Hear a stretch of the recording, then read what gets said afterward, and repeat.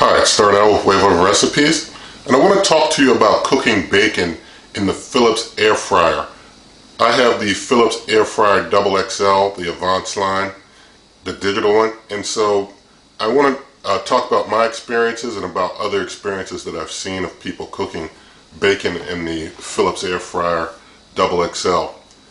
In my case, I use very thick bacon, thick sliced applewood smoked bacon. It's very thick, it's very fatty in the slices. And so in cooking that bacon in the Philips Air Fryer, that fat and grease drips down into its fat reduction system, gets really hot.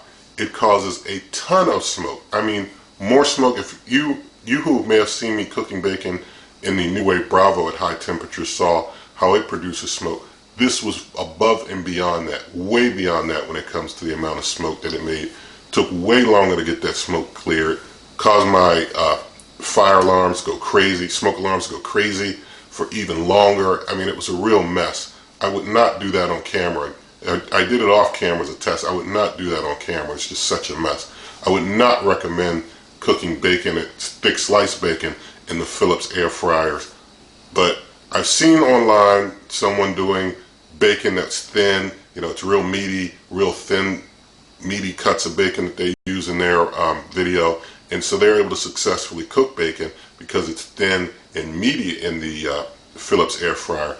But these types of air fryers that don't require any oil and can produce a lot of smoke when you put oil in them, you want to be careful with the bacon that you're going to use. I personally just not going to put any bacon in mine. I'm just not going to do it.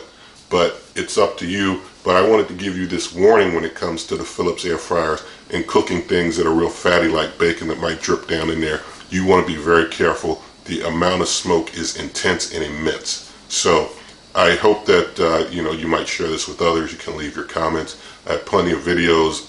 If you come here through waveovenrecipes.com, bring it directly to this YouTube channel. I have plenty of written recipes at superwaveovenrecipes.com. You can always give this video a thumbs up if you desire. You can also subscribe to the channel, share it with a friend, and good eating.